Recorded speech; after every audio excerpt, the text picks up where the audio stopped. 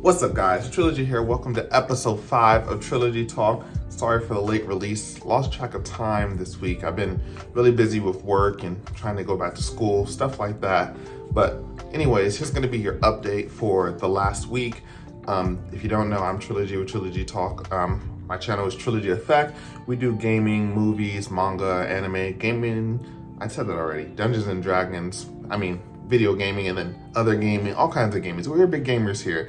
We have curated playlists on the channel. You should definitely check that out. If anything I said on this video was informational, informative, helpful, supportive, creative, anything news to you, anything you liked, feel free to like, comment down below any thoughts on it. I take criticism. I'm glad to hear anything you have to say on any topics. I will respond to every comment except for spam. We don't talk to the bots down below. But as far as that goes, if you want to also help out the channel, subscribing helps a lot. Also have a Patreon. I don't do sponsorships or ads on my channel besides what YouTube does. But besides that, I would really appreciate it if you did anything on this channel.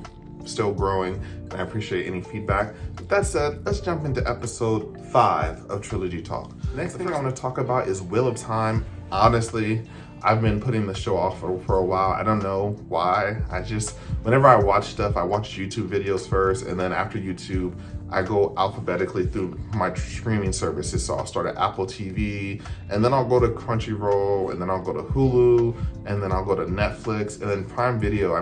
That's all the ways in the P's. So I really have to go through all of this stuff. And I had a backlog on Netflix that I finally finished up, and I finally made it to Prime Video.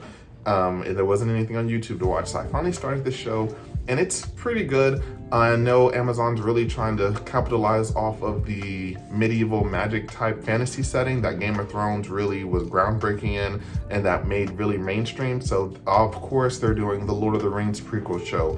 That is something I'm super excited for. And that's gonna have a, fantasy medieval time. I don't wanna say a Game of Thrones feel, because Game of Thrones was influenced by Lord of the Rings. So I don't wanna say it has a Game of Thrones feel, but it's kind of the similar genre, if you know what I'm saying. But Wheel of Time doesn't feel like an off-brand Game of Thrones. It definitely feels like its own thing.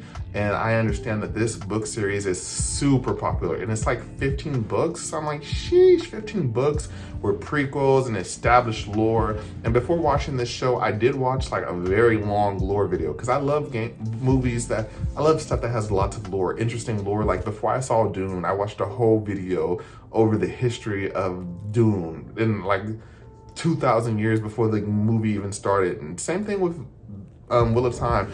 As far as that goes, the show's pretty cool. I wasn't actually rooting for a lot of the characters. There's 5 main characters, and a lot of them just didn't resonate with me. But the world itself was really interesting. I liked how the magic manifests itself. I'm a sucker for cool magical effects. I love the interesting part of why men, whenever they use magic, they go crazy. And this part hasn't actually been explained in the show, but I actually know, because like I said, I watched a lore video, and I think that's super cool. I love the different sects that's S-E-C-T, sects, different groups of the Aes Sedai, and the different colors and their meanings and their philosophies. I think that's super cool. So the world overall is super cool. It's just the main characters, I just don't really feel too attached to them. I just don't feel like I'm rooting for them and stuff like that. But I know there were some reshoots due to the pandemic. One of the main cast members dropped out. I don't know if that means he's leaving, but I did hear he dropped out. But overall, I'm really excited for season 2. I like it more than The Witcher, which a lot of people were saying it has a similar feel to The Witcher's world, even though I'd say not as much. I wouldn't really call it that. I wouldn't really call it Game of Thrones, but I'd probably say it's closer to Game of Thrones than The Witcher. Honestly, it's hard to say. They're all fantasy shows. But as far as that goes, I'd probably give Wheel of Time for the first season. For the world, I want to give it like a 9 out of 10. I love the world and the lore and stuff like that. But with the execution of what we got in the show, I'd probably have to give it like a 7.5 out of 10. The way the show ended, that cliffhanger at the end, sheesh. Now that has me anticipating season 2. And I'm hoping that, just like with The Witcher season 1, that it'll get better, because I was not a fan of The Witcher season 1. I was not a fan of it. I actually started it, I stopped watching it, and I didn't come back till like a year later and watched it when I was bored. And I did watch it before season 2 came out. So I was like, yeah, season 2, let's watch it. And I thought season 2 was much better than season 1. So hopefully, and I do know the director asked for 2 more episodes, and the episodes are like an hour. So those 2 more episodes could have done a lot for the show. As far as that goes, we didn't get a lot of characterization. Some of the characters got more screen time than others. I also didn't like that I don't want to spoil it if you haven't seen it, but I was just hoping that we would get a chosen one that wasn't white. Like there's a nice amount of diversity in this world, but at the end of the day, the chosen one is always going to be white, regardless of whatever other stuff might be going on. I mean, at the end of the day, the chosen one, there's only one of them, so isn't the chosen one really the ultimate minority? The ultimate white minority, maybe. So I'm just like, all these other people, you could have chose someone else, but I don't really get too much into it in case of spoilers. But if you haven't seen The Wheel of Time, you should definitely check it out. Read the books, although I hear they're a heavy read. So I'm just advocating for something I haven't read. I do read a lot. I have a bookcase over there. I just don't read as much as I'd like to.